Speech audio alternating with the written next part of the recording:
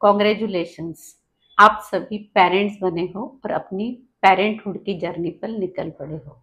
ये जर्नी अगर आप और हम मिलके साथ में तय करेंगे तो मंजिल भी आसानी से हासिल होगी और जर्नी भी आप एंजॉय कर पाओगे। एज अ पेरेंट सबसे पहले आपकी ये रिस्पॉन्सिबिलिटी है कि अर्ली एज में आपके बेबी को मैक्सिमम अपॉर्चुनिटीज प्रोवाइड करना, ताकि वो आने वाले लाइफ के लिए खुद को प्रिपेयर कर पाए। क्योंकि आप अपने बेबी को इनिशियल ईयर्स में क्या सिखाते हो, इसके ऊपर उसका आने वाला फ्यूचर डिपेंड है। अगर आपके बेबी के फंडामेंटल स्किल्स या बेसिक आप स्ट्रॉन्ग नहीं करोगे तो आने वाले लाइफ में उसे कुछ भी सीखना और समझना बहुत ज़्यादा डिफ़िकल्ट हो जाएगा। न्यूबॉर्न बेबीज बहुत ज़्यादा जीनियस होते हैं, स्मार्ट होते हैं और उनके पास इन्फिनाइट एबिलिटीज़ होती है। उनकी सीखने की और समझने की क्षमता बहुत ज़्यादा होती है।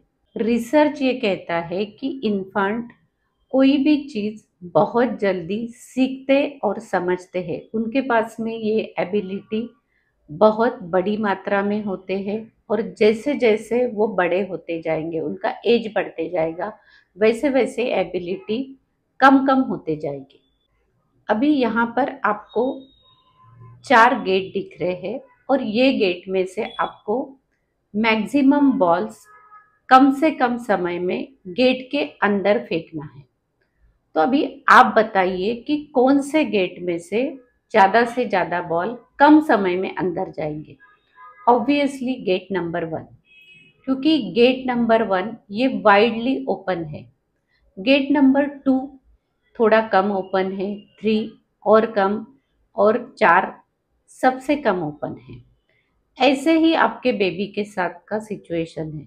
जैसे जैसे उसका एज बढ़ते जाएगा वैसे वैसे उसकी सीखने की, समझने की क्षमता यानी ग्रास्पिंग कैपेसिटी उसकी धीरे धीरे कम होती जाएगी।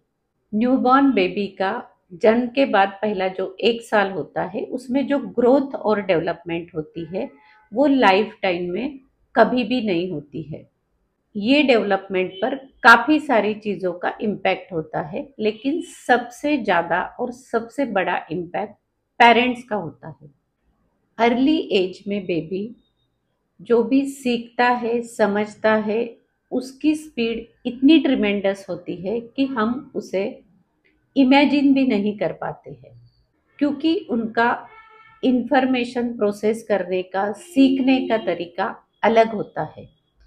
वो एक साथ थाउजेंड ऑफ थॉट्स प्रोसेस कर पाते हैं क्योंकि उनका राइट ब्रेन डोमिनेंट होता है अर्ली एज में। हमने लैंग्वेज कैसे सीखा, पहले अल्फ़ाबेट सीखे, फिर वर्ड्स बनाना सीखे, फिर सेंटेंस बनाना, रीडिंग करना, ऐसे स्टेप बाय स्टेप हम सीखते गए।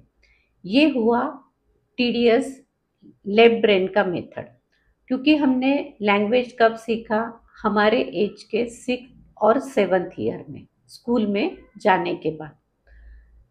अभी अगर आप अपने बेबी को इन्फेंट स्टेज में लैंग्वेज सिखाना चाहते हो तो आपको डायरेक्ट और इजी राइट ब्रेन मेथड को यूज करना है। हमने जो यूज किया था लेफ्ट ब्रेन का हार्ड मेथड, वो आपको नहीं यूज करना है। राइट ब्रेन मेथड से अगर आप सिखाओगे तो उसमें डायरेक्टली आप वर्ड सिखा सकते हो, सेंटेंसेस सिखा सकते हो। डायरेक्टली अगर आपने वर्ड सिखाए तो आपको अल्फ़ाबेट सिखाने की ज़रूरत नहीं, आपने सेंटेंसेस सिखाए तो आपको वर्ड सिखाने की ज़रूरत नहीं, है ना इजी। हमारे ब्रेन में 2 पार्ट्स होते हैं, लेफ्ट ब्रेन और राइट ब्रेन। लेफ्ट ब्रेन ये प्रैक्टिकल एनालिटिकल होता है और इसीलिए वो माइन्यूट डिटेल्स में जाता है। तो राइट ब्रेन जो है वो इंट्यूटिव होता है, उसके पास विजुअल मेमोरी होती है और इसीलिए वो एज अ होल कैप्चर करता है, कोई भी इंफॉर्मेशन को एज अ होल वो प्रोसेस करता है। और लाइफ के अर्ली ईयर्स में, यानी जब तक आपका बेबी 5 या 6 साल का नहीं हो जाता, जब तक उसका नेचुरली राइट ब्रेन डोमिनेंट होता है, इसीलिए कोई भी चीज़ वो इजीली अडॉप्ट करता है, एक्सेप्ट करता है और वहाँ पे लॉजिक का यूज नहीं करता। लेकिन जैसे जैसे उसका एज बढ़ते जाएगा, उसका लेफ्ट ब्रेन डोमिनेंट होते जाएगा, वो लॉजिकल होगा, एनालिटिकल होगा और इसीलिए उसे कोई भी चीज़ सीखना और समझना डिफिकल्ट होते जाएगा। तो इसीलिए ये जो गोल्डन अपॉर्चुनिटी है अर्ली ईयर्स की, वो आपको कैच करना है। और सबसे इम्पोर्टेंट, जन्म के बाद पहले 2 साल में आपके बेबी का 75% ब्रेन डेवलपमेंट हो रहा है। 2 साल से लेके 3 साल में सिर्फ 10 to 15% और 3 साल से लेके जब तक आपका बेबी 6 साल का नहीं हो जाता, जब तक सिर्फ 8 to 10%। तो मैक्सिमम ब्रेन डेवलपमेंट पहले 2 साल में हो रहा है। तो अभी आप सोचिए आपको कब काम करना चाहिए।